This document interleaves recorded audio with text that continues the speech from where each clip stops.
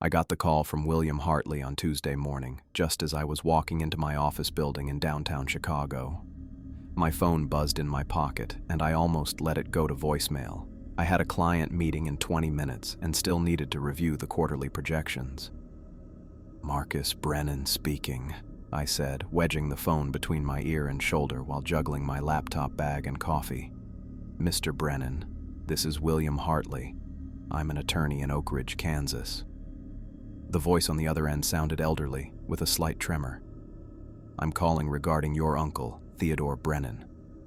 I stopped walking, causing the person behind me to bump into my back and mutter something under his breath as he moved around me.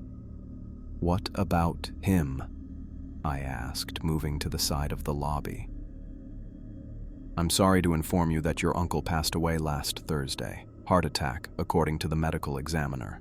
I waited for some feeling to wash over me, grief, shock, something, but all I felt was a strange emptiness, followed quickly by annoyance that I'd have to deal with this now." "I see," I said finally. "Thank you for letting me know." "There's another matter we need to discuss," Hartley continued. "Your uncle named you as the sole beneficiary in his will. You've inherited the farm and all its contents." That got my attention. "The whole farm? Are you sure?" "Yes, quite sure. I drafted the will myself 3 years ago. Theodore was very clear about his wishes." I leaned against the wall, trying to process this information. The farm. That place where I'd spent 8 miserable summers of my childhood, from when I was 8 until I turned 16 and finally put my foot down. 8 summers of back-breaking work, early mornings, and a gruff uncle who barely acknowledged my existence except to point out tasks that needed doing. "Mr. Brennan, are you still there?" "Yes, sorry. I'm just surprised."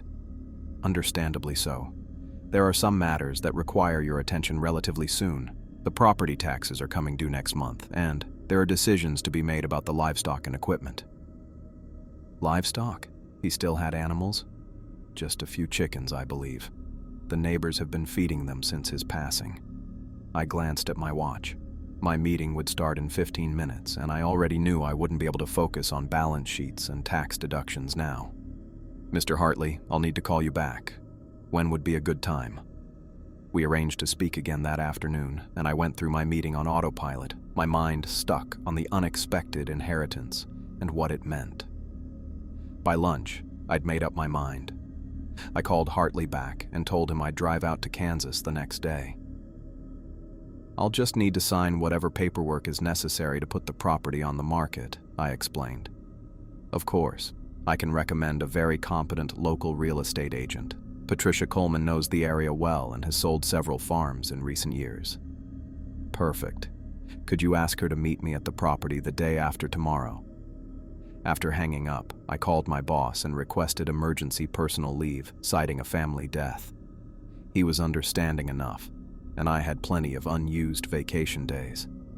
By 5 o'clock, I'd cleared my schedule for the rest of the week and was back at my apartment packing a small suitcase. I didn't need much, just enough clothes for a few days, toiletries, and my laptop. This would be a quick trip. Meet the lawyer, sign the paperwork, talk to the real estate agent, and get back to Chicago. I had no interest in lingering in the place that held so many unpleasant memories. The next morning, I was on the road by 6, my GPS indicating a 12-hour drive to Oak Ridge, Kansas. As I left the Chicago skyline behind, my thoughts drifted to Uncle Theodore. He'd been my father's older brother, and when my parents died in a car accident when I was 8, he'd become my reluctant guardian, at least for summers. During the school year, I lived with my maternal grandmother in Indianapolis, but every summer, I was shipped off to Theodore's farm. He'd never married, never seemed to have friends visit, and rarely left the property except for supply runs. Theodore wasn't cruel, exactly, just distant. He gave orders rather than having conversations. Fix that fence. Clean the coop. Weed the garden. Always tasks, never questions about my life or interests. The strangest thing about those summers was the barn. It sat about 100 yards from the farmhouse, a large red structure that looked like any other barn from the outside. But I was never allowed inside. Not once in 8 summers.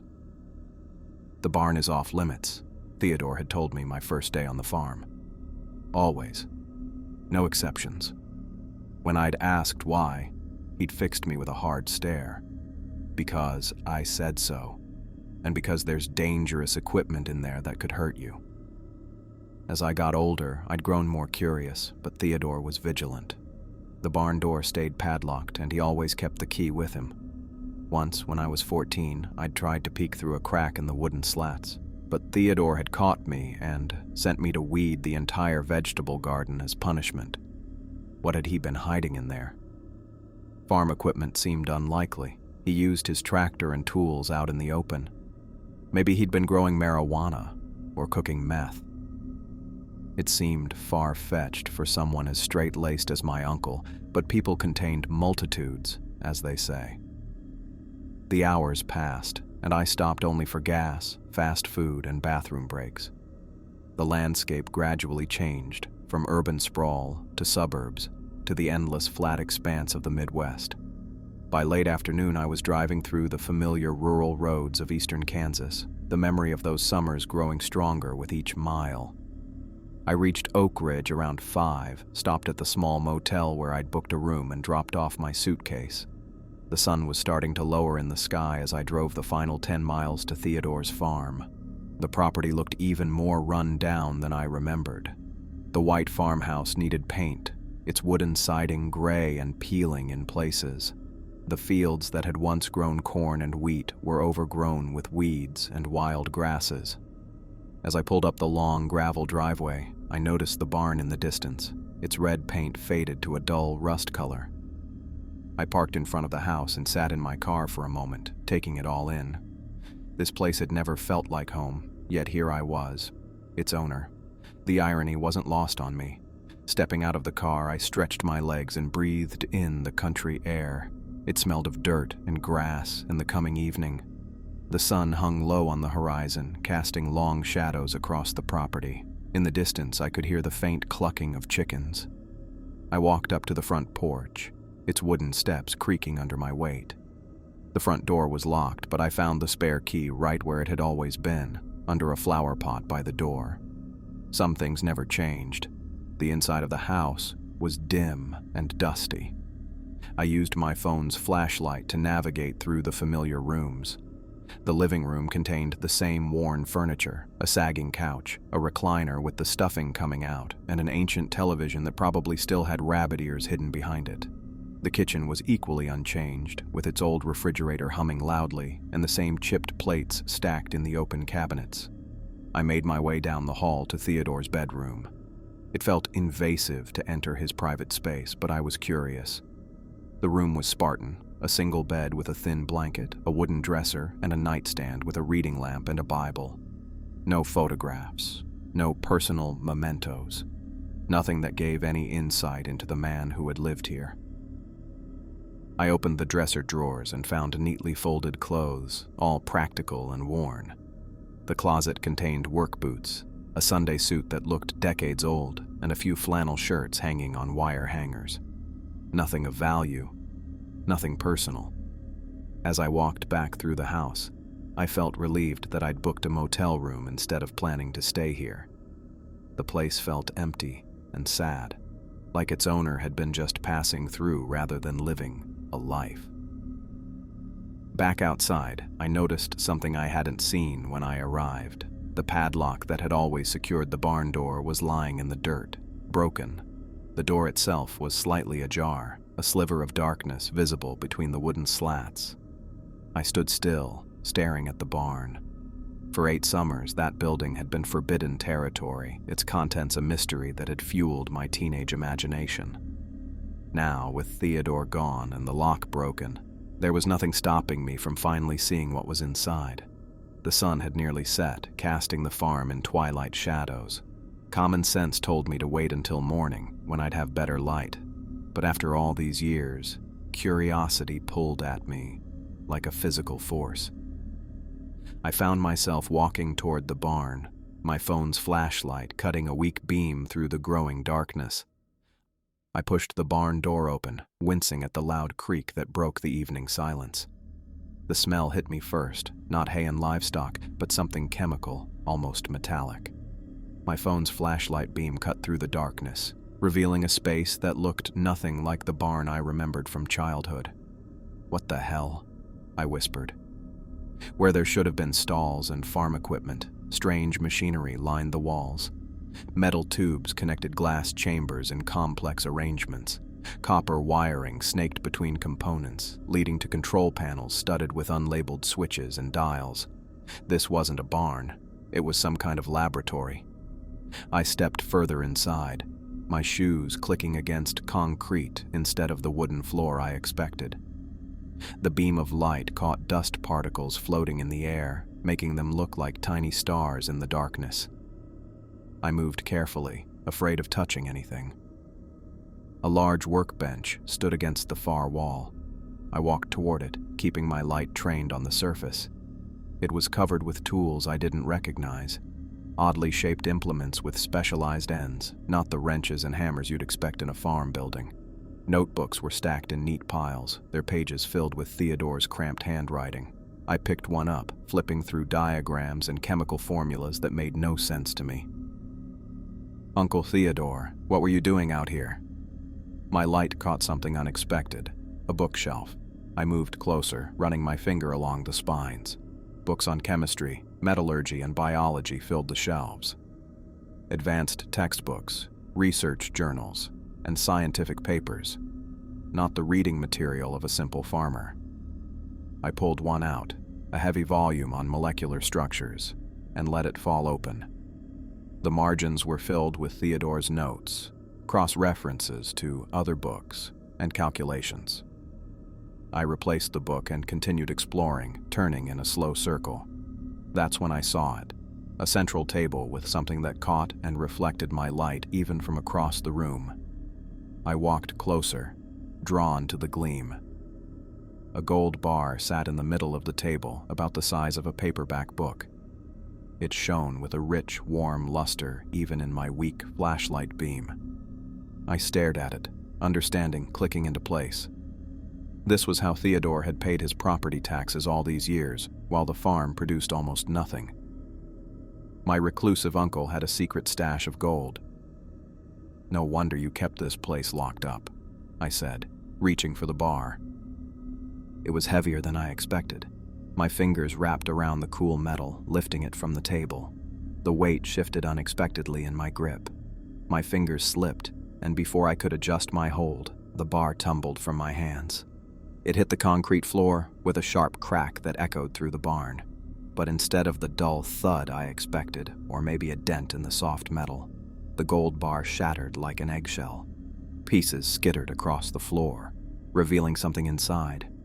What the?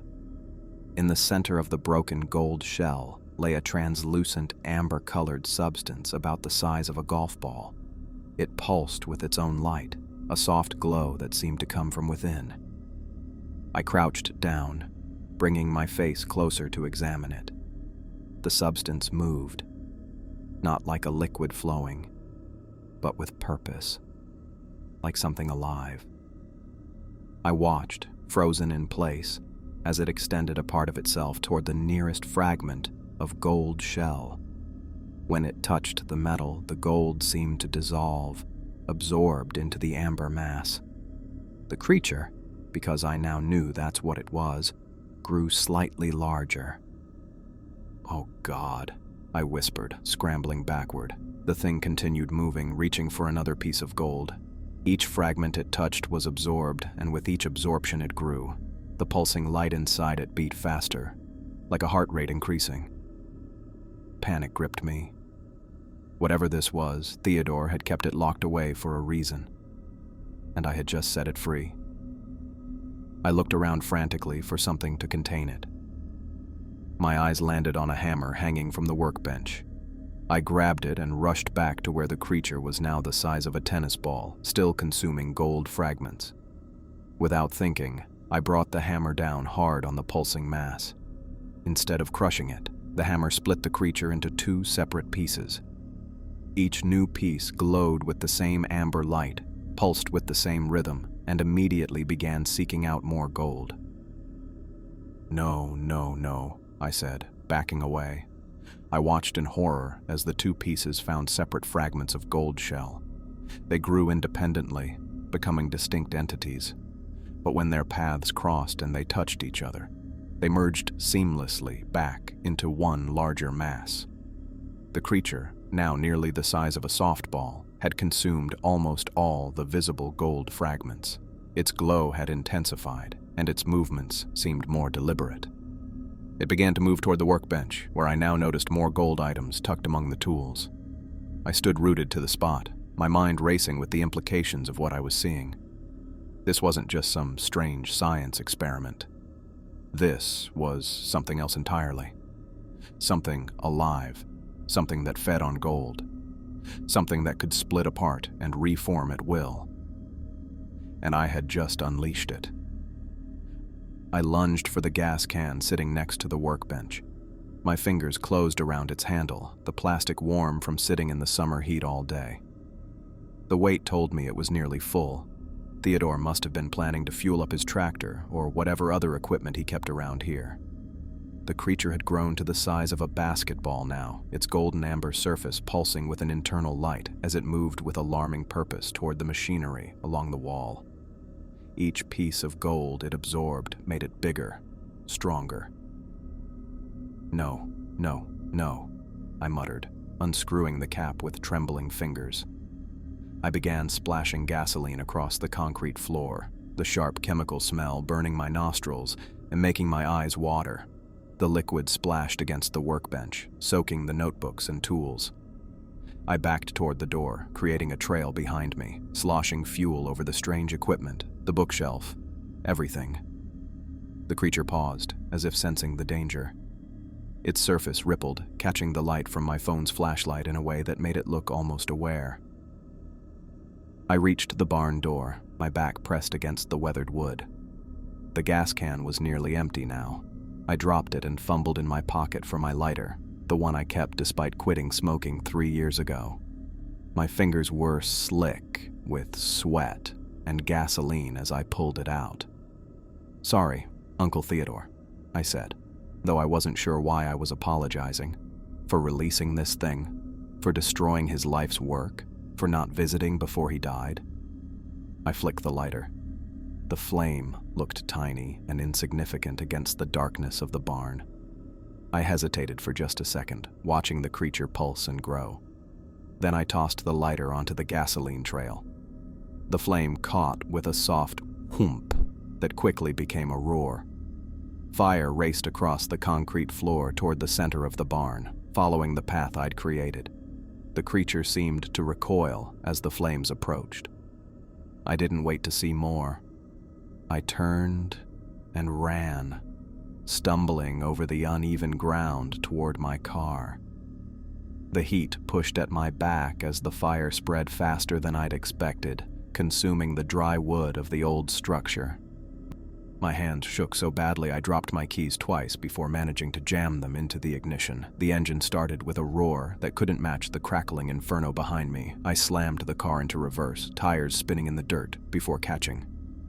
I backed up, turned the wheel hard, and hit the gas. In my rearview mirror, orange flames shot through the barn roof, sending sparks into the night sky. The fire grew smaller as I drove away, but I could see it clearly for miles across the flat Kansas landscape, a bright beacon marking my panic and desperation. My breathing came in short gasps. I rolled down the window, gulping the cool night air. The smell of gasoline clung to my clothes and skin. "What the hell was that thing?" I said aloud to the empty car. "What the hell was Uncle Theodore doing?" I drove fast, probably too fast for the dark country roads, but I couldn't bring myself to slow down. My mind raced with images of the creature, its amber glow, the way it moved with purpose. I tried to make sense of what I'd seen, but nothing in my normal accountant's life had prepared me for something like this. By the time I reached the motel 20 miles away, my hands had finally stopped shaking. I sat in the car for a long moment, staring at nothing. The adrenaline had worn off, leaving me exhausted and numb. I looked at my clothes. Smears of dirt and splashes of gasoline stained my pants and shirt. I'd need to throw them away. I couldn't risk keeping anything that might remind me of what I'd seen. As I walked to my room, a sense of relief washed over me. Whatever that thing was, it was gone now. Burned with everything else in the barn. It had to be. Nothing could survive that fire. I stripped off my clothes and stood under the shower for a long time, letting hot water wash away the smell of smoke and gasoline. By the time I crawled into bed, I'd almost convinced myself that what I'd seen wasn't real. Maybe stress and grief had made me imagine it all. Maybe there had been nothing in that gold bar but air. Sleep came eventually, but my dreams were filled with golden light and fire. Morning arrived with harsh sunlight through thin curtains. I woke feeling groggy, but determined. Whatever had happened last night was over. My priority now was to sell the farm as quickly as possible and get back to Chicago, back to normal life. I dressed in clean clothes and checked my phone. It was just after 8. I had Patricia Coleman's business card from William Hartley and decided to call her office as soon as it opened. At 9 on the dot, I dialed the number. A cheerful voice answered after 2 rings. Coleman Real Estate, this is Jennifer speaking. How may I help you today? Hi, this is Marcus Brennan. I inherited Theodore Brennan's farm, and I'd like to speak with Patricia about listing it for sale.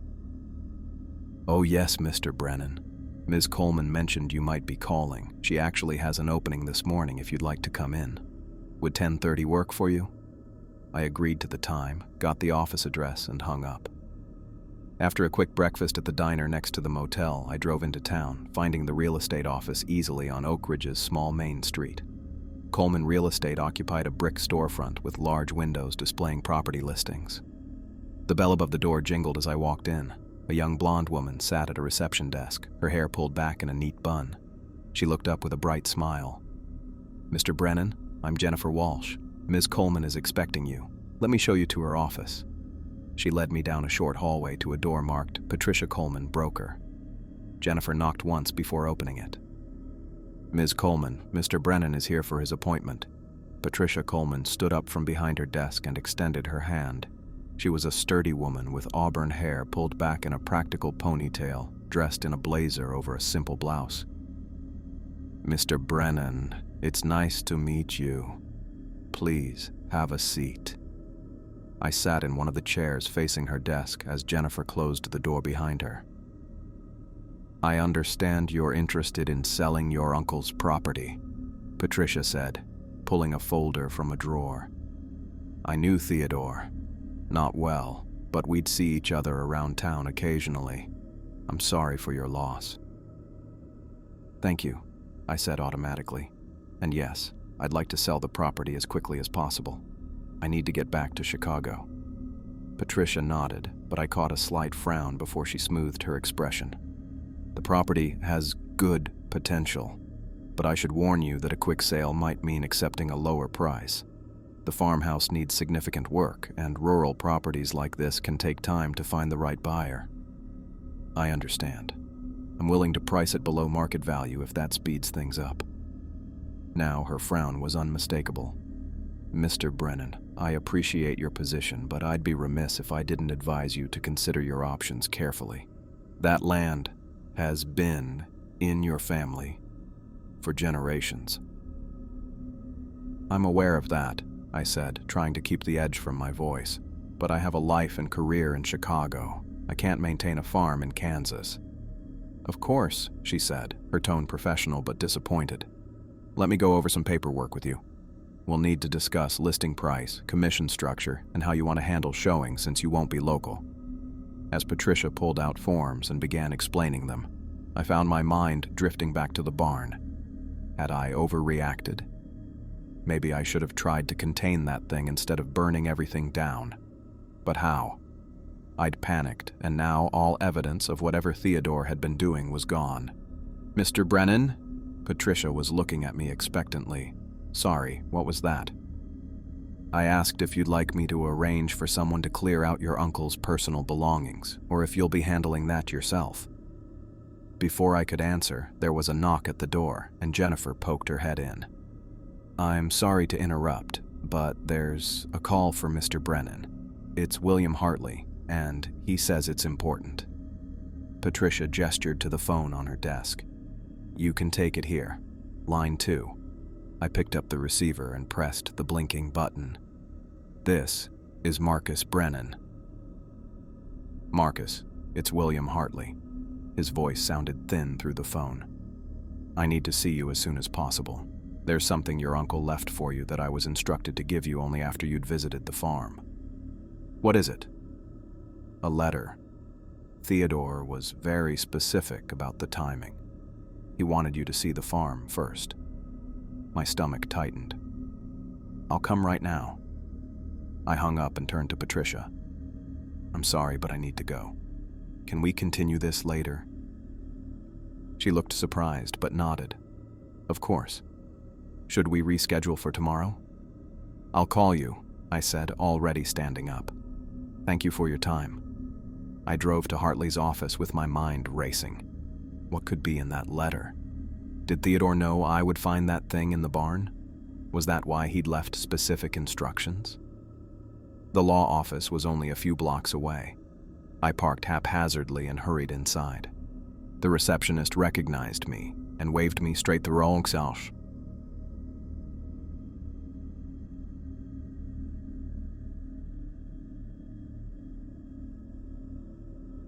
In that office, the elderly lawyer was waiting for me, a yellowed envelope on his desk.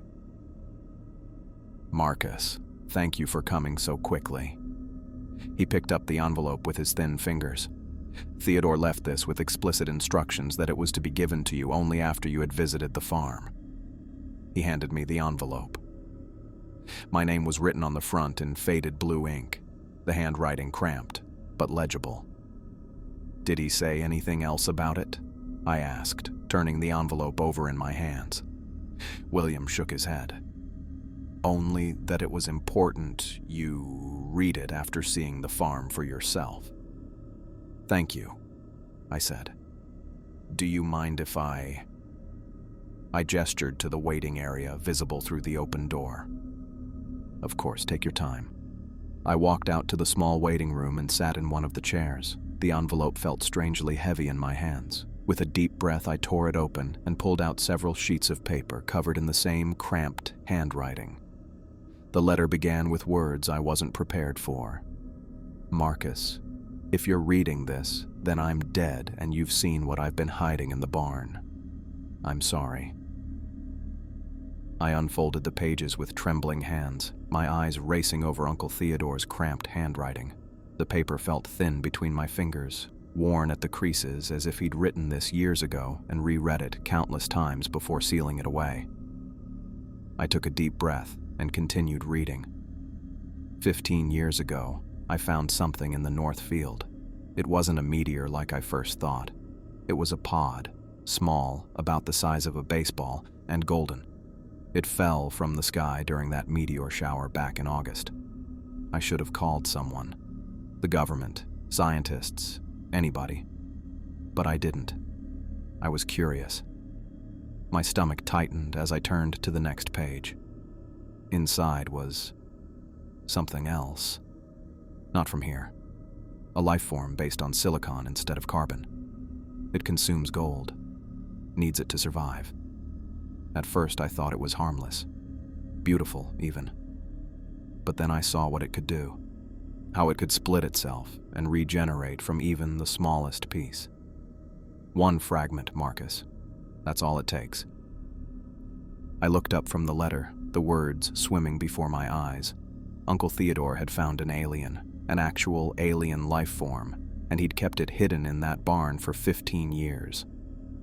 I built the containment system myself. Took years to get it right. The gold shell you saw, that's both its food and its dormant state. As long as it's encased, it stays quiet. But if it breaks free, it'll seek out more gold. It'll grow, split, multiply. My hands shook harder as I remembered the creature absorbing the gold fragments, splitting when I hit it, then reforming. Everything Theodore described matched exactly what I'd seen. I meant to destroy it before I died. Had it all planned out. But the heart attack came without warning. I hoped you'd sell the farm without looking in the barn. But I know you, Marcus. Always curious, even as a kid. So I left this letter and the notebooks with the containment protocols, just in case. I closed my eyes, remembering the notebooks I'd doused in gasoline, the workbench, the equipment, all of it. Gone. If it gets loose, you need to. The rest of the page detailed complicated chemical formulas and procedures, equipment I'd need, compounds to mix, all useless now. I'd burned everything. My phone rang, startling me so badly I dropped the letter. I fumbled for it in my pocket, not recognizing the number on the screen. Hello? Marcus? It's Patricia Coleman. Her voice sounded strange, high-pitched and breathless. I went out to your property to take some preliminary photos for the listing, and she broke off, her breathing quick and shallow. Patricia, what's wrong? The barn. It's completely destroyed. Was there a fire? Why didn't you tell me? I closed my eyes, guilt washing over me. I'm sorry. It happened last night. I should have mentioned it. That's not why I'm calling. Her voice dropped to a whisper. There's something strange. These trails leading away from what's left of the barn foundation. They look like, I don't know how to describe it, like melted metal that cooled while it was moving. Golden colored. There are 5 or 6 different paths heading in different directions. My blood turned to ice. Patricia, where are you right now? Still at the property. I'm taking pictures. I've never seen anything like this. Do you know what? Get out of there. The words came out sharper than I intended. Right now. Get in your car and leave. What? Why? What's going on? I'll explain later. Just go. Please. I was already on my feet, stuffing Theodore's letter into my pocket and heading for the door.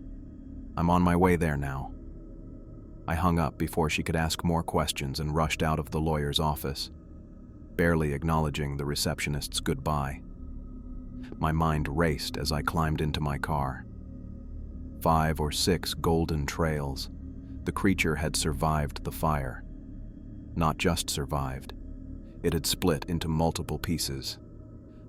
I peeled out of the parking lot, my hands white-knuckled on the steering wheel. What had Theodore written? It consumes gold, it grows, it splits, multiplies, and I'd set it free. The 20-minute drive to the farm felt like hours.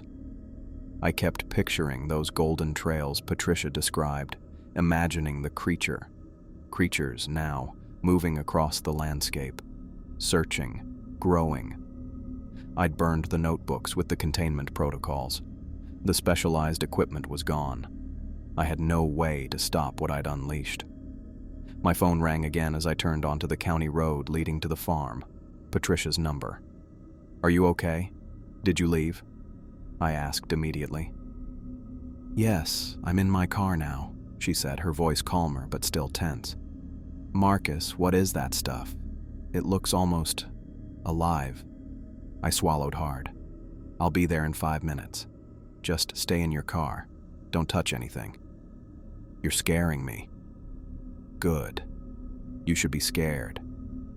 I hung up and pressed harder on the gas pedal. What was I going to do when I got there? I had no plan, no equipment, nothing from Theodore's notes except what I'd just read. But I had to see it for myself. Had to know what I was dealing with.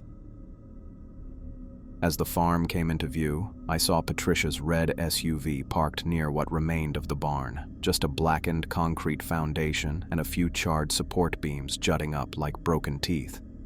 She was standing beside her car, phone in hand, taking pictures. And there, just as she'd described, were the golden trails. From this distance, they looked like veins of gold embedded in the earth, stretching out from the barn in different directions, toward the fields, the road, the creek at the edge of the property, each about 6 inches wide, gleaming in the afternoon sun.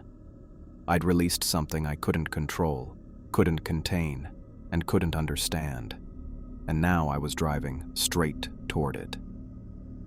I joined her, my stomach twisting as I saw what had caught her attention. 5 distinct golden trails stretched out from the barn's concrete foundation, each about 6 inches wide. They looked like veins of pure gold embedded in the dirt, catching the afternoon sunlight and gleaming with an unnatural brightness. "What are these?" Patricia asked, crouching down for a closer look. "I've never seen anything like them. They look like gold, but that's impossible." I stared at the trails, following their paths with my eyes. One led toward the creek at the property's edge, another toward the main road, 2 more stretched into the fields, and the last one pointed toward the farmhouse. My mouth went dry as I remembered Theodore's letter. "We should go," I said, my voice coming out rougher than I intended. "This isn't safe." Patricia looked up at me, her brow furrowed. "What do you mean? What happened here? The barn is completely destroyed." She gestured toward the blackened concrete foundation and the few charred support beams still standing. "Was there a fire? Did you—" She stopped mid-sentence, her eyes widening as she looked past me. I turned to follow her gaze and felt my blood turn cold. The golden trail leading toward the fields had begun to move. The surface rippled and flowed like liquid metal, pulling itself back toward us. The golden substance gathered, rising from the ground, taking shape before our eyes. It grew taller, forming a vaguely humanoid figure that towered nearly 7 feet high. It had no distinct features, no face, no fingers, just a golden, shimmering form that caught the sunlight and threw it back in blinding flashes. Its surface constantly shifted and rippled, like something trying to decide what shape to take. "Oh my God," Patricia whispered, backing away. "What is that thing?"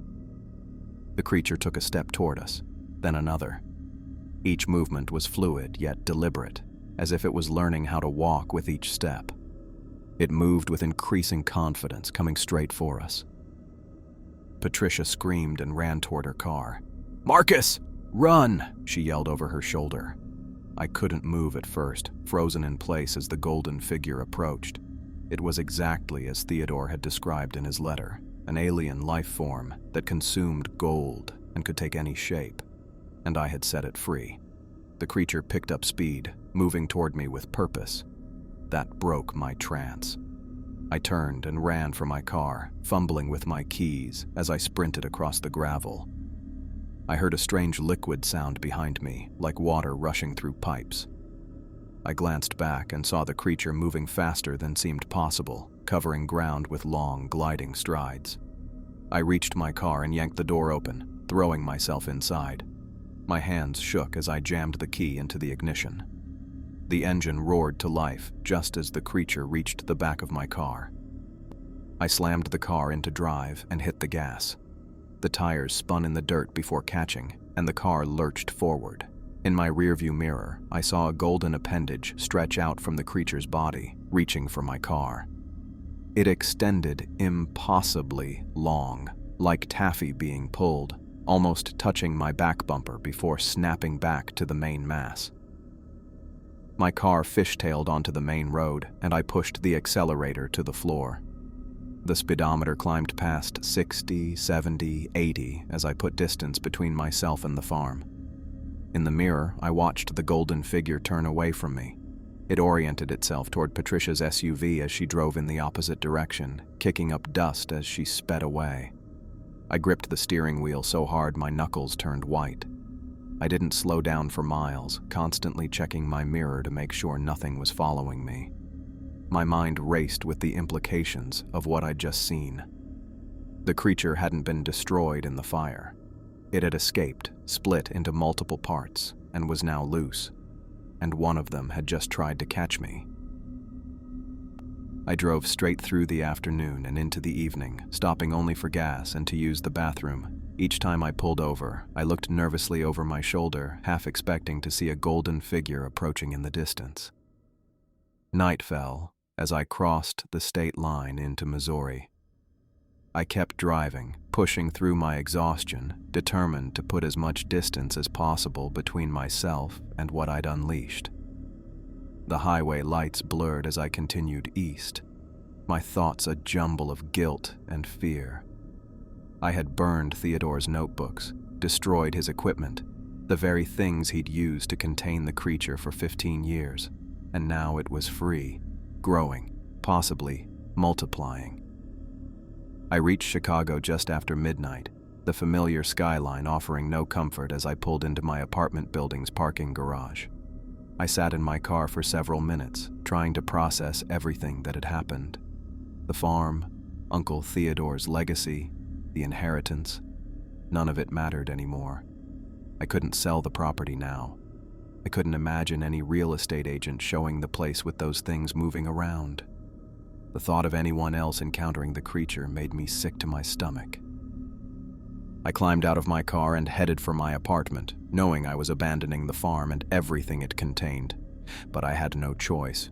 I had seen what that thing could do, how it moved, how it seemed to think, and I wanted nothing more to do with it. I slumped deeper into my couch, the glow of my laptop casting shadows across my face in the darkened apartment. For the third time that hour, I refreshed the Kansas City Star's website, scanning for any new reports about the Golden Trails. The headline hadn't changed. Unexplained phenomenon continues to baffle rural Kansas. The article described unusual metallic substances appearing in fields across 3 counties. Local authorities were investigating potential chemical dumping or elaborate pranks. I knew better. I knew exactly what it was. 2 weeks had passed since I'd fled the farm, and I hadn't slept properly since. Every time I closed my eyes, I saw that golden mass rising up, taking shape, reaching toward me. I'd check the news, then try to sleep, then check again. My life in Chicago felt like a strange dream now, disconnected from the horror I'd unleashed. My phone buzzed on the coffee table. Another text from work asking when I'd be back. I ignored it and opened a new browser tab, typing "Golden Substance Kansas Fields" into the search bar. The results were mostly the same articles I'd already read, but one new video caught my eye, posted just hours ago on a UFO enthusiast forum. The shaky phone footage showed a distant golden shape moving across a field at night. The person filming whispered, "What the hell is that?" before the video abruptly ended. The comment section buzzed with theories. Government experiment, alien technology, elaborate hoax. I closed my laptop and walked to the kitchen, opening the refrigerator more out of habit than hunger. The shelves were nearly empty. I hadn't bothered grocery shopping. I grabbed a beer and twisted off the cap, taking a long drink as I leaned against the counter. Uncle Theodore's letter lay on the kitchen table, folded and refolded so many times the creases had started to tear. I didn't need to read it again. The words were burned into my memory. It consumes gold and replicates. Each piece can function independently but will rejoin when possible. I've contained it for 15 years using specialized equipment and precise chemical compounds. And I had burned it all. The containment protocols, the equipment, everything that might have stopped this thing, gone in a moment of panic. I carried my beer to the window and looked out at the Chicago skyline. The city felt safe, normal, untouched by what was happening hundreds of miles away. But for how long? The next morning, I called in sick to work again. My boss sounded skeptical, but didn't push. I'd been a reliable employee for years. Now I was burning through sick days like they were nothing. I turned on the TV while making coffee, flipping to a 24-hour news channel. They were covering a political scandal, then sports, then weather. Nothing about Kansas. Nothing about golden trails or strange sightings. Maybe it had stopped. Maybe it had died without more gold to consume. The thought gave me a moment of hope until my phone pinged with a news alert. I nearly dropped it in my rush to check. Mysterious golden figures reported in eastern Kansas, officials investigating. The article included statements from local sheriffs dismissing the sightings as mass hysteria and copycat pranks. But there were photos, grainy and distant, but unmistakable. Golden humanoid shapes captured at night by frightened residents. They were moving east. I spent the rest of the day tracking reports across social media. People posted blurry photos and videos, each one showing the same thing. Golden figures walking steadily eastward across fields and along rural roads, always at night, always vanishing by morning. Most comments treated it as a joke or a hoax. A few people claimed to have seen the figures up close, describing them as like liquid gold walking, or shiny men with no faces. Local news stations started picking up the story, treating it as an amusing rural mystery. By the end of the week, the tone had changed. The sightings were too numerous, too consistent. A reporter for a Kansas City station did a live segment from a field where golden residue had been found. She held up a small vial containing what looked like golden dust. "Scientists at the university are analyzing this substance," she said, "which appears to have unusual properties, unlike any known metal or compound." I knew what they'd find. Theodore's letter had explained it all. The creature's composition defies conventional understanding.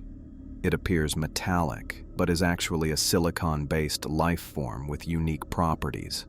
As the days turned into weeks, I developed a routine.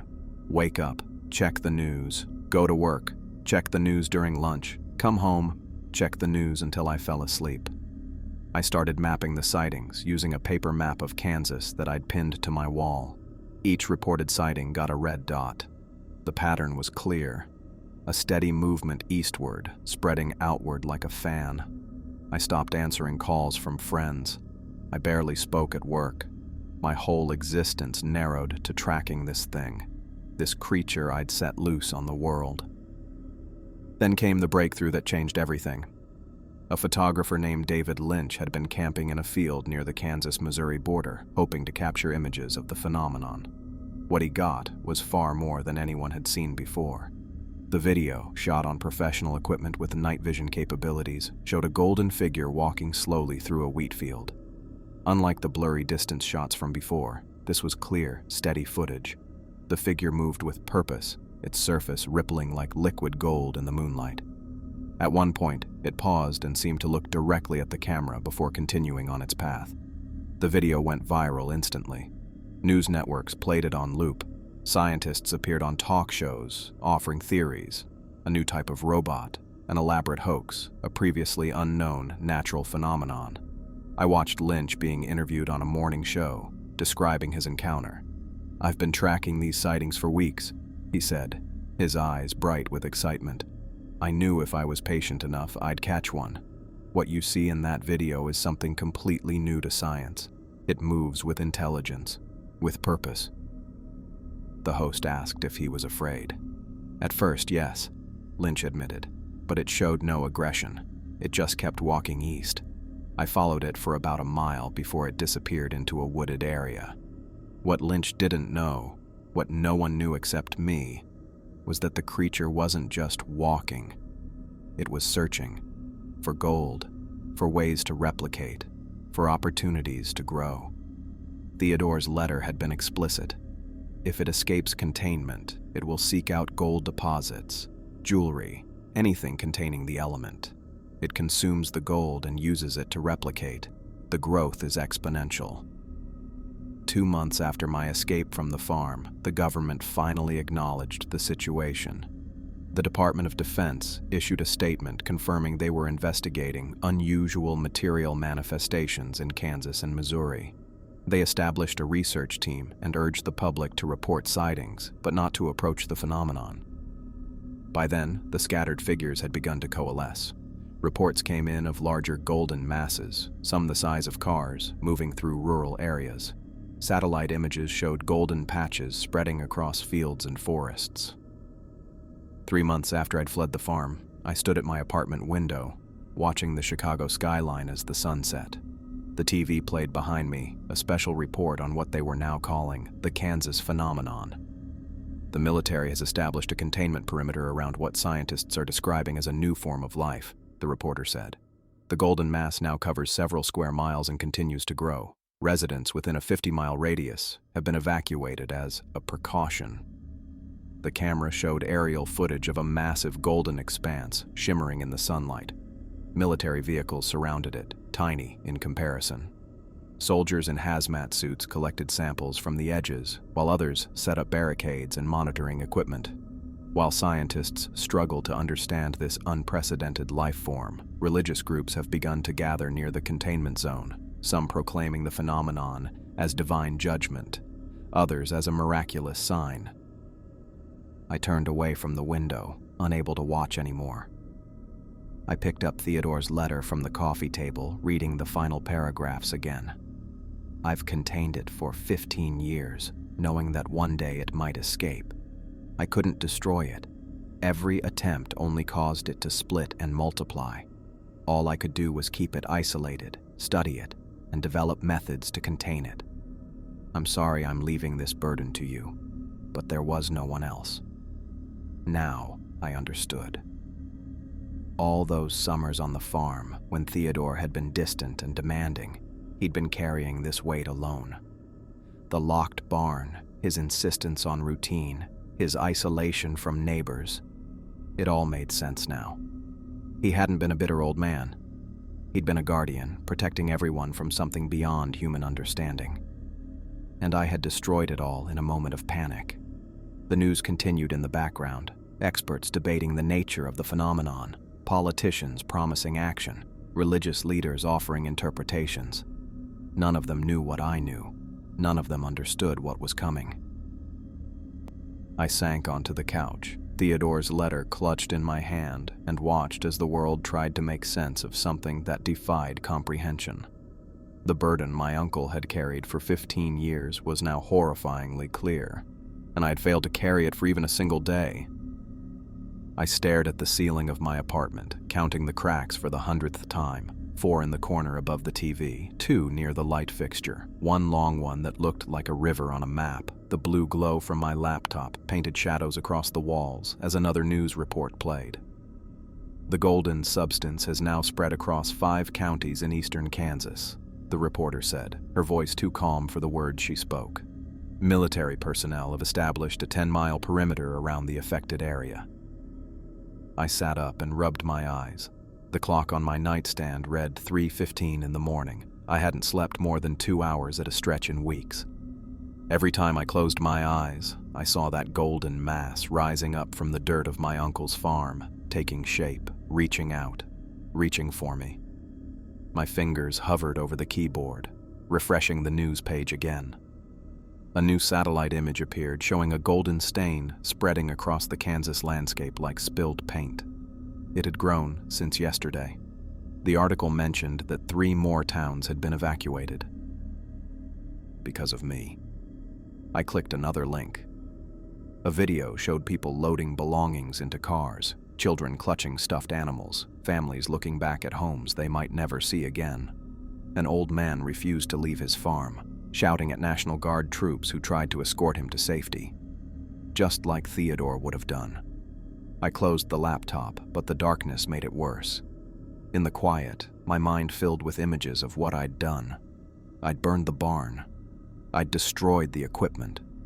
I'd set it free. The weight of it crushed my chest until I could barely breathe. I got up and walked to the kitchen, opening the refrigerator more for the light than anything else. The shelves were nearly empty. I hadn't gone grocery shopping in days. I grabbed a bottle of water and leaned against the counter, my eyes falling on Theodore's letter on the table. I turned on the TV, flipping to a 24-hour news channel. A scientist in a lab coat was speaking, gesturing at diagrams behind him. The substance appears to have metallic properties, but it also demonstrates characteristics consistent with a living organism, he said. We've been unable to collect viable samples as it seems to retreat from collection equipment. The camera cut to a reporter standing at what looked like a military checkpoint, rows of vehicles and barricades visible behind her. The CDC has joined forces with the Department of Energy to study the phenomenon, she said. But sources tell us they're struggling to get close enough to the main mass for proper analysis. Of course they were. I knew why.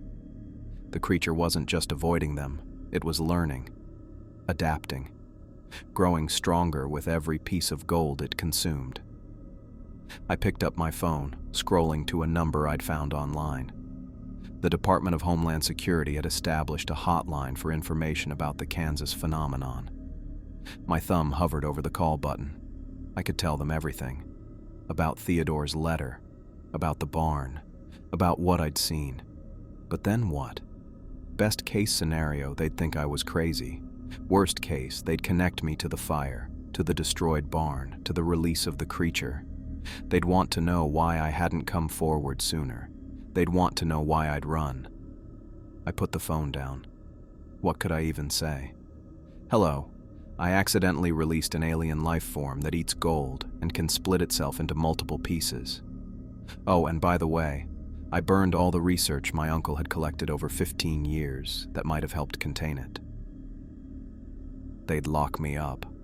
Or worse. I turned up the volume as the news showed footage of military helicopters dropping what looked like bombs onto a section of the Golden Mass. Explosions bloomed across the screen, sending golden droplets flying in all directions. This footage from yesterday shows the military's first attempt to destroy portions of the mass using conventional explosives, the anchor explained. The camera zoomed in as each golden droplet began to move, to grow, to take shape. Within hours, they'd formed smaller versions of the main mass. By nightfall, they were crawling back toward each other, merging, becoming one again. Exactly as Theodore had described in his letter. Exactly as I'd seen in the barn. Military officials have suspended further attempts at direct engagement following these results. The anchor continued. I sank back onto the couch, my head in my hands. They were making it worse. Every attempt to destroy it only created more separate entities. Theodore had known this. He'd written it all down in those notebooks I'd burned. Days passed in a blur of news reports and sleepless nights. I called in sick to work so many times that my boss stopped asking when I'd return. I ordered delivery food that sat half-eaten on the coffee table. I watched as the golden mass continued to grow, continued to spread. One morning I woke to breaking news.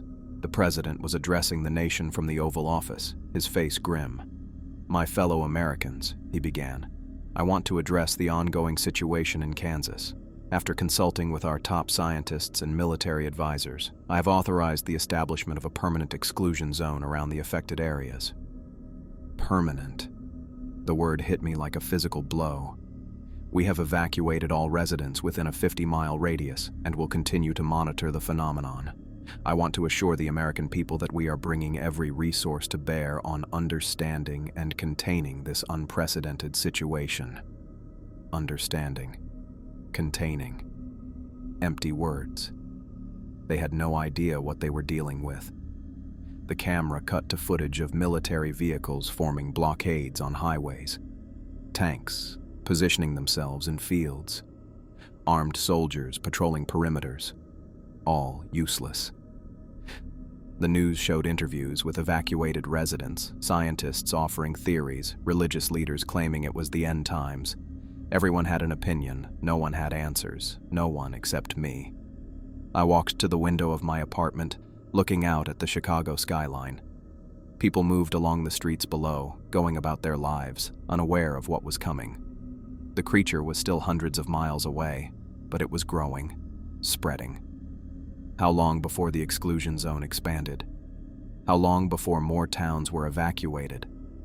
How long before it couldn't be contained at all? On the TV, a general was explaining the latest containment strategies. More barriers, more monitoring, more waiting. I knew it wouldn't be enough. The creature had been patient for 15 years in Theodore's barn. It could be patient now. And I was the only person alive who knew what it really was, what it really wanted. I was the only one who could have stopped this before it began. The news switched to satellite imagery showing the growth of the golden mass over the past week. It had doubled in size, then tripled. The reporter's voice became background noise as I stared at the screen, watching the thing I'd unleashed change the world forever. I had survived to witness the beginning of something beyond human understanding, and I would carry the burden of my role in its release for the rest of my life. I picked up my phone, scrolled to my recent calls, and found William Hartley's number. My thumb hovered over it for several seconds. What would I even say? That I'd released an alien creature that was now consuming half of Kansas? That I'd burned down the only containment system that might have stopped it? I pressed the call button before I could talk myself out of it. William answered on the fourth ring, his voice thin and tired. "Marcus, is everything all right?" "No," I said, watching the silent television where the golden mass pulsed across the screen. "Nothing's all right. I need to ask you something important. Did my uncle leave anything else behind? Any other documentation or research? Anything at all besides that letter?" There was a long pause on the line. "Why do you ask?" "Because I took a deep breath. I think what's happening in Kansas right now is connected to my uncle's work." Another pause, longer this time. When William spoke again, his voice had changed. "Theodore did leave something else. A sealed container in our firm's vault. He left specific instructions that it only be opened in case of an emergency." My heart jumped. "This is definitely an emergency." "I believe you're right," William said quietly. "When can you come to retrieve it?" I glanced at the clock. It was almost midnight. "I'll leave first thing in the morning. I can be there by tomorrow evening." "I'll be waiting." I hung up and immediately began packing a bag, my mind racing. The drive to Kansas would take at least 10 hours, but for the first time in weeks, I felt something other than paralyzing guilt. I felt purpose. I left Chicago before dawn, driving west with the rising sun at my back. The radio stayed off. I couldn't bear to hear more news reports about the golden mass, the evacuations, the failed military attempts to contain it. I knew more than any reporter or government official, and that knowledge weighed on me with each mile marker I passed. When I finally pulled into Oak Ridge, the small town looked different. There were military vehicles parked outside the motel where I'd stayed before, and I noticed more people on the streets than last time. Many of them looked like they might be evacuees from towns closer to the affected areas. William's office was still open when I arrived, though it was past normal business hours. The receptionist, looking tired and worried, led me straight to his office without asking for identification. William stood when I entered, looking older than I remembered. He walked to a small safe behind his desk, entered a combination, and pulled out a metal box about the size of a shoebox. "Theodore was very specific," he said, placing the box on his desk. "This was only to be opened in a true emergency, and only by you." I stared at the box. It was made of some dull metal, sealed with a simple combination lock. "Did he tell you what's inside?" William shook his head. "He only said it contained information that might be needed someday. The combination is your birth date." My hands shook as I turned the dials to match the month, day, and year of my birth. The lock clicked open, and I lifted the lid. Inside were several notebooks filled with Theodore's cramped handwriting, a small external hard drive, and a USB stick labeled Video Evidence. I picked up the top notebook and flipped through it. The pages were filled with chemical formulas, diagrams, and what looked like daily observations of the creature. "He kept records," I whispered. "All these years." "Theodore was nothing if not meticulous," William said. "Whatever he was working on, he documented everything." I gathered the materials and thanked William. Back in my motel room, I connected the hard drive to my laptop and began reading through the files. Theodore had organized everything meticulously: daily logs, experimental results, and most importantly, research on the creature's weaknesses. According to his notes, the creature couldn't process certain metals that acted as poisons to its unique biology.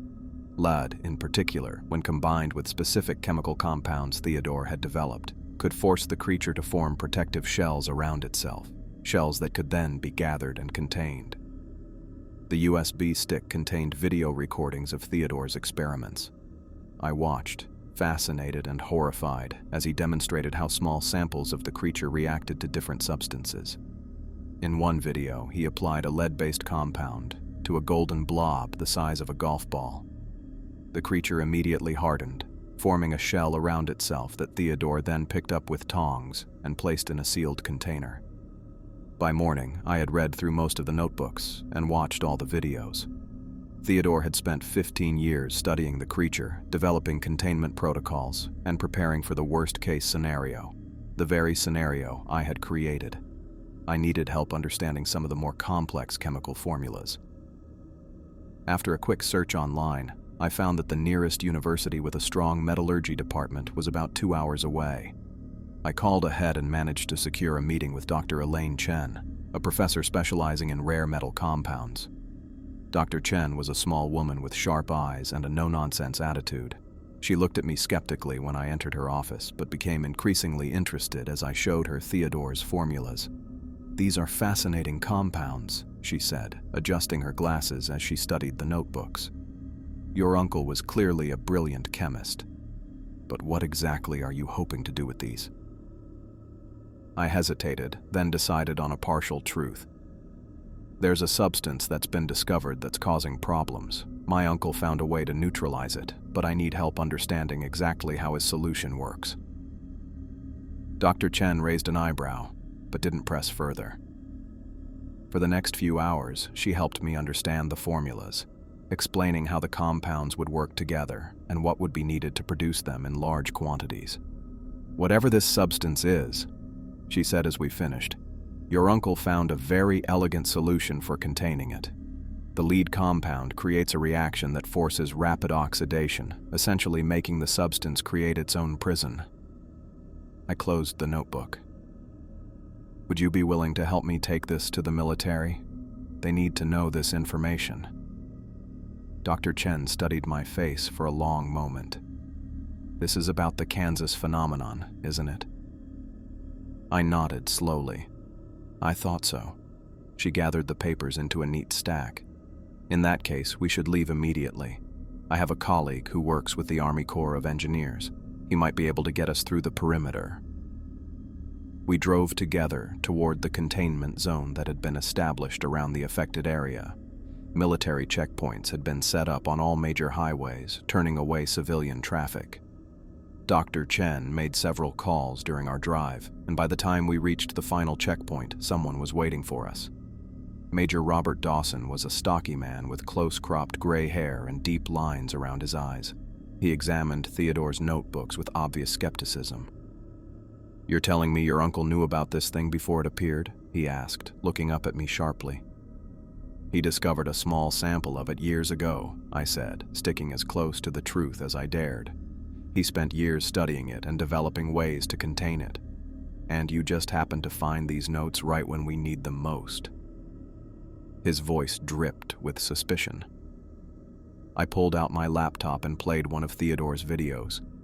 It showed the creature reacting to the lead compound, hardening into a shell that could be safely handled. Major Dawson's expression changed as he watched. He called over several other officers, and soon we were escorted to a temporary command center that had been established just outside the exclusion zone. The inside of the command center buzzed with activity. Screens displayed satellite imagery of the golden mass, which had grown to cover an area of nearly 30 square miles. Scientists in lab coats huddled around computers, while military personnel moved purposefully between stations. We were introduced to Dr. Harriet Wells, the lead scientist coordinating the research efforts. She listened intently as Dr. Chen explained Theodore's formulas, occasionally asking pointed questions that revealed her own expertise in chemical engineering. "This could work," Dr. Wells said finally, tapping Theodore's notebook. We've been trying various compounds ourselves, but nothing has been effective at scale. This approach is different. It doesn't try to destroy the substance, but forces it to contain itself." She turned to Major Dawson. "We should test this immediately." The next 48 hours passed in a blur of activity. I worked alongside Dr. Chen and a team of government scientists to recreate Theodore's compounds in quantities large enough for a field test. The work was precise and demanding, requiring careful measurements and exact timing. As I worked, I found myself thinking about those summers on the farm. Theodore had always insisted I help him with his projects, fixing equipment, mixing fertilizers, building fences. At the time, I'd resented the endless chores, but now I realized how much I'd learned from him. The careful attention to detail, the patience for following precise instructions, the ability to work methodically under pressure. These were all skills Theodore had taught me, perhaps knowing someday I might need them. "Your uncle must have been an interesting man," Dr. Chen said as we waited for a batch of chemicals to stabilize. "He was complicated," I replied, measuring out a precise amount of catalyst.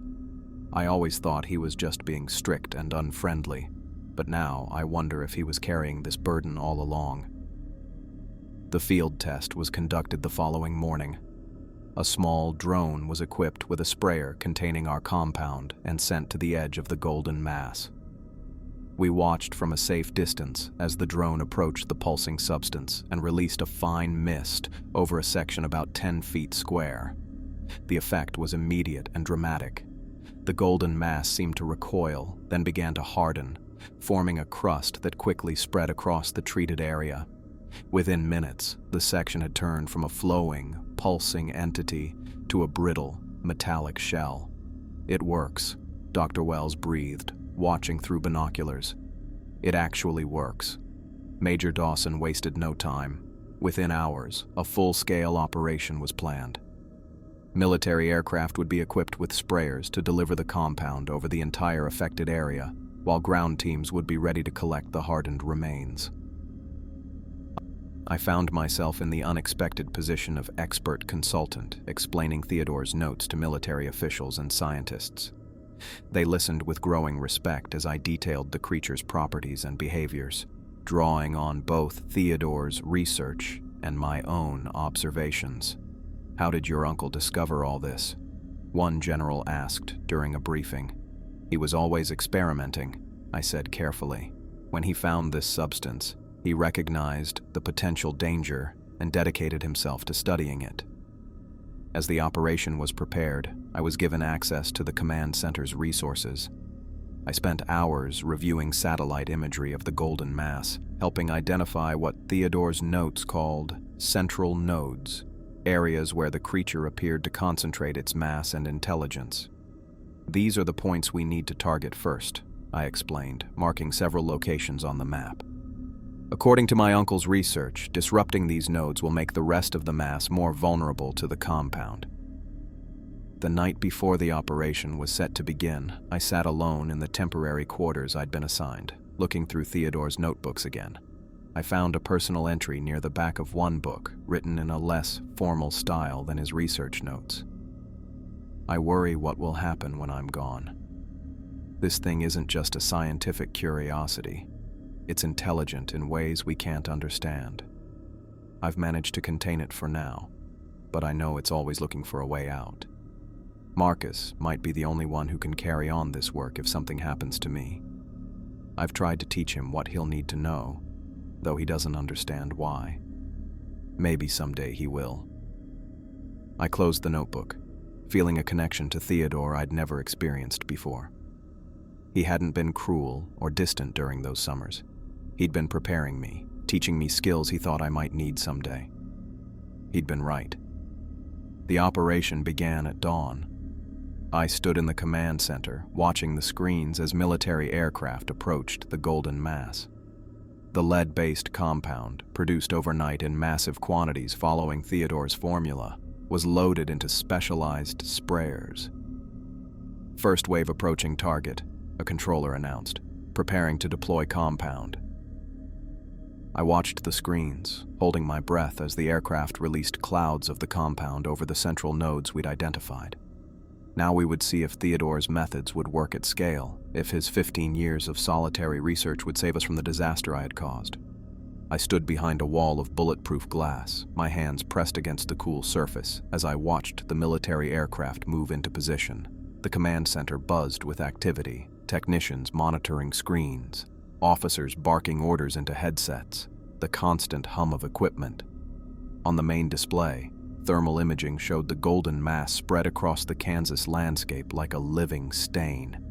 "First wave in position," announced the controller seated at the primary station. "Awaiting final authorization." Major Dawson turned to me, his face tight with concentration. "Mr. Brennan, are you certain this will work?" I swallowed hard, my mouth dry. It worked for my uncle on a smaller scale. The lead compound forces the organism to create protective shells around itself. Dr. Chen stood beside me, clutching her tablet. She'd helped translate Theodore's chemical formulas into something the military could produce in quantity. "The compound should bond with the creature's outer membrane," she added. "It can't process lead like it does gold." "Authorization granted," said Major Dawson into his headset. "Deploy the compound."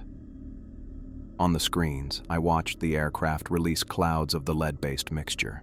It drifted down like gray snow onto the golden surface below. For several seconds, nothing happened. The room fell silent, everyone holding their breath. Then the mass began to react. Movement detected across all sectors, called out a technician. The golden substance writhed and pulsed, sections of it hardening into crusty formations while other parts seemed to flow away from the affected areas. The thermal imaging showed hot spots where the reaction was strongest. "It's working," I whispered, more to myself than anyone else. "Second wave, prepare for deployment," ordered Major Dawson. "Target the areas showing movement." I stepped closer to the main screen. "No, wait. Look at the thermal readings." I pointed to several bright spots near the center of the mass. "Those are the central nodes, the primary clusters. Theodore's notes said to focus on those first. If we can contain them, the outlying sections become less coordinated." Dr. Harriet Wells, the government scientist who'd been skeptical of my uncle's research, looked up from her station. "He's right.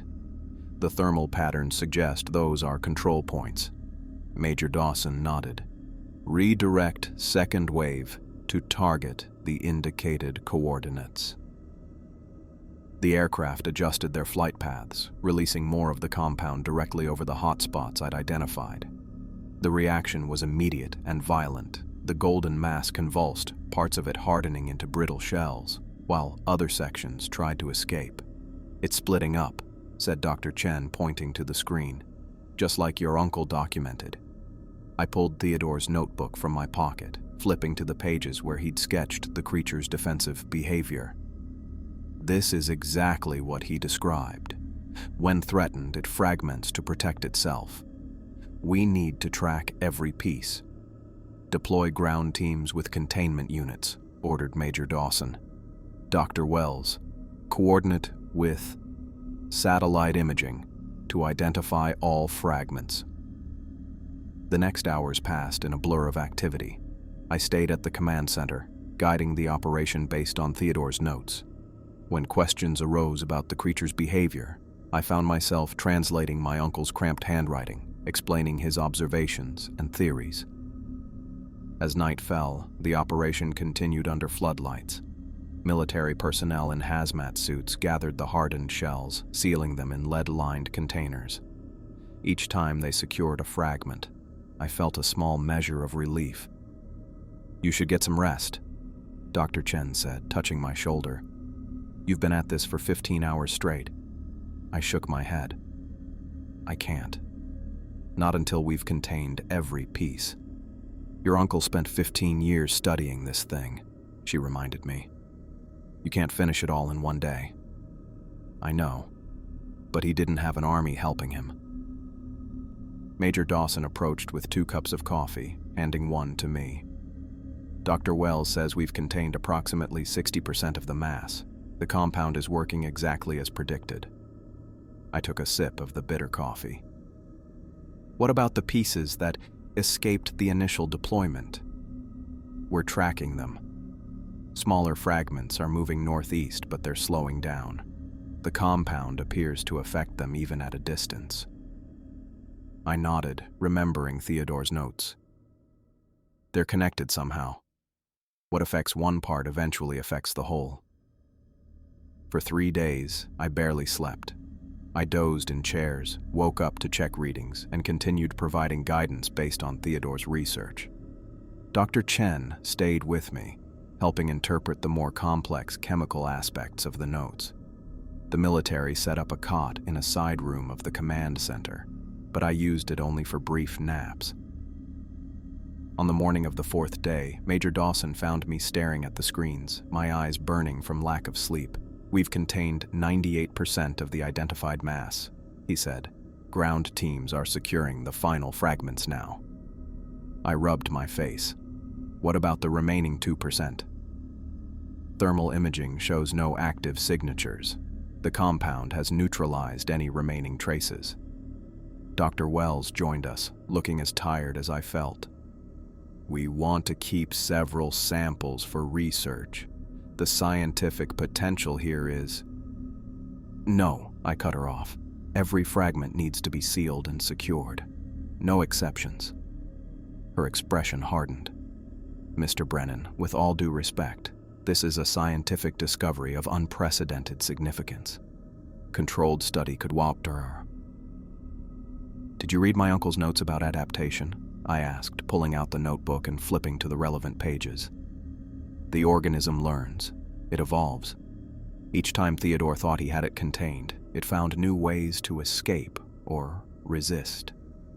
Even one small sample could eventually adapt to your containment methods." Major Dawson looked between us. "Dr. Wells, I understand your position, but Mr. Brennan's uncle studied this thing for 15 years. His warnings should be taken seriously." Dr. Wells pressed her lips together. "At least allow us to keep samples in the most secure facility we have. Triple-sealed, lead-lined containment, constant monitoring." "The same way my uncle kept it?" I asked quietly. "He dedicated his life to containing it, and even he couldn't prevent what happened. One mistake, my mistake, and it almost consumed half of Kansas." The room fell silent. Finally, Dr. Wells nodded reluctantly. "All samples will be secured according to the protocol you've provided." By the end of the week, military officials declared the operation successful. The affected area had been completely contained, with all fragments of the organism sealed in lead containers and transported to a secure facility. The official story released to the press described it as an unusual metallic substance of unknown origin that had been neutralized. At the final debriefing, General Harrison shook my hand. "The country owes you a debt of gratitude, Mr. Brennan. Your uncle's research saved us from what could have been a catastrophic situation." "I just provided the information," I said. "You did the hard part." "Nevertheless, your assistance was invaluable. The President has asked to speak with you personally." I felt a flutter of panic. "About the origin of the substance?" The general shook his head. "We've prepared a statement that attributes the discovery to your uncle's scientific research. The details remain classified." Relief washed over me. "I think that's best. My uncle would have wanted it that way." As the debriefing concluded, various officials approached to thank me. Some called me a hero. Others wanted to know more about Theodore's work. I kept my answers vague, protecting both myself and my uncle's memory. I never mentioned burning the barn or releasing the creature. That part of the story would remain buried, along with my guilt. Dr. Chen walked me to my car afterward. "What will you do now?" I looked out over the Kansas plains, thinking about the farm and everything that had happened. "I don't know. Go back to Chicago, I guess. Try to pick up where I left off." "After something like this?" She raised an eyebrow. "That might be difficult." I knew she was right. Nothing would ever be the same. I had seen something that defied explanation, something that shouldn't exist in our world. and I had played a part in both releasing it and containing it. "Your uncle was a remarkable man," Dr. Chen said quietly, "to carry that burden alone for so many years." I nodded, thinking about Theodore's solitary life on the farm, his gruff manner, his secrets. Yes, he was. As I drove away from the command center, I felt the weight of Theodore's legacy. I had inherited more than just a farm. I had inherited a responsibility, one that I had nearly failed catastrophically. But in the end, his foresight, his meticulous research had saved us all. The military would handle the cleanup, the containment, the cover story. But I knew the truth. And I knew that even with every fragment sealed away, Theodore's warnings about the creature's ability to adapt and evolve would stay with me forever. One overlooked piece was all it would take to start the whole process again.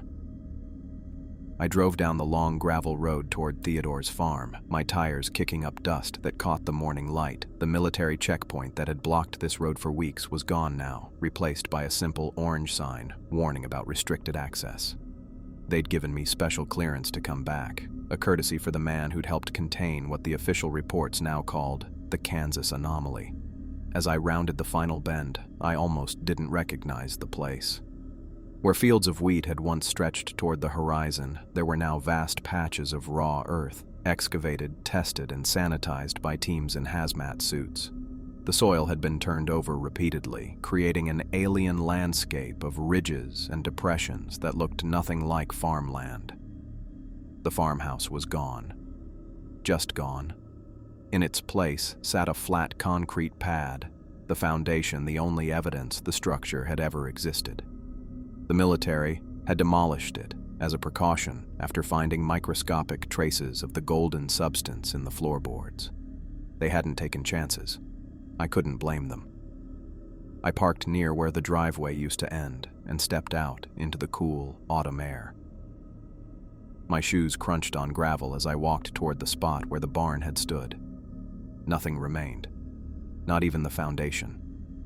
They'd dug 15 feet down and removed every trace, filling the hole with fresh concrete that now formed a perfect gray square in the middle of churned earth. I stood at the edge of that concrete pad, hands in my pockets, feeling the weight of what had happened here. This was where Theodore had spent 15 years of his life, alone with a secret too dangerous to share. Every day he'd walked into that barn, checked his equipment, and made sure the world stayed safe from something it didn't know existed. 15 years, I whispered to myself, the words carried away by the Kansas wind. 15 years of solitary vigilance, no recognition, no help. Just a man doing what needed to be done because no one else could. I judged him so harshly for being distant, for being strange, for making me work during those summer visits. Now I understood why he'd had no time for small talk or baseball games. The real estate sign I'd planned to put up would never make it out of my car trunk. After my first meeting with Patricia Coleman, I'd been ready to sell this place as quickly as possible. Get rid of it. Wash my hands of Theodore and his farm and everything that came with it. But standing there, looking at the transformed landscape, I knew I couldn't do that. I pulled out my phone and checked the time. The contractors would be arriving in about an hour. I'd hired them to build what the permits called an agricultural monitoring station on the far edge of the property. The plans showed a small, sturdy building with reinforced walls and a dedicated power supply, much more than what would be needed for typical farm sensors. The government had paid me well for my consultation services during the containment operation. The official story credited Theodore's research with identifying the anomaly, with me simply bringing his work to light at the critical moment. The money would have been enough for a down payment on a condo in Chicago, maybe even enough to start my own accounting firm.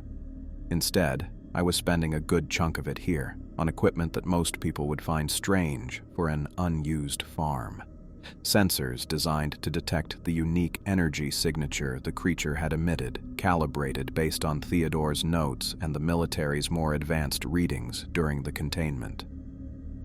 I walked the perimeter of what had once been the barn, remembering how I'd stood in that same spot months ago, flashlight in hand, having no idea what I was about to discover. The memory of the golden creature pulsing with light still visited me in dreams. The sound of vehicles approaching pulled me from my thoughts. The contractors had arrived early, 3 trucks pulling up to the designated construction site. I waved and walked over to meet them, going through the motions of greetings and site review. I'd told them I needed the building for agricultural research, monitoring soil conditions and testing new farming techniques. They didn't question it. People did stranger things with inherited land. As they unloaded equipment and began marking the foundation, I walked back to my car and pulled out the folder containing Theodore's remaining notes, copies I'd made before surrendering the originals to the military. I flipped through pages of observations and theories, stopping at one passage I'd read dozens of times. The organism appears to emit pulses at regular intervals, possibly a form of communication. The frequency matches nothing in our known spectrum. I cannot help but wonder if it is sending signals into space, calling for others of its kind. I closed the folder and looked up at the clear blue sky. The military scientists had dismissed this theory. They'd found no evidence of signals during their tests, but Theodore had spent years with the creature. He'd known it in ways they never would. The construction took 3 days. I stayed at a motel in town, driving out to the farm each morning to check on progress. On the final day, I personally installed the monitoring equipment, sensors connected to a system that would alert my phone if anything unusual was detected. Before leaving, I walked the property one last time. The contractors were gone, the new building stood ready, and the sensors were active. I'd set up a regular maintenance schedule with a local technician who thought he was servicing weather equipment. The arrangement was perfect, professional but discreet. I stopped at my car but didn't get in right away. Instead, I looked out over the transformed landscape, feeling a strange mix of emotions. There was guilt, of course, for my initial mistake, for burning the barn without understanding what I was dealing with. But there was also satisfaction in knowing I'd helped make it right. And beneath it all, a new sense of purpose I hadn't expected to find. Theodore's letter had ended with words I now understood. This land is more than dirt and crops, Marcus. It's a responsibility. Sometimes inheritance means more than property. It means carrying on someone's life work. I got into my car and drove away from the farm, but I knew I'd be back in 3 months to check the equipment personally. And 3 months after that, and after that. The military believed the threat was contained, all fragments secured in lead-lined containers in an undisclosed facility. But Theodore's notes suggested the possibility that not everything had been found, that the creature might have capabilities we hadn't yet discovered. As I turned onto the main road, I glanced in my rearview mirror at the small monitoring station now visible on the horizon. I had survived my encounter with something beyond human understanding. I had helped stop it from spreading further. Now, I would continue Theodore's watch, keeping the world safe from what lay beyond. Some secrets I had learned were meant to be kept. Some responsibilities couldn't be sold or given away. They had to be carried, passed from one guardian to the next. Theodore had carried his for 15 years. Now it was my turn.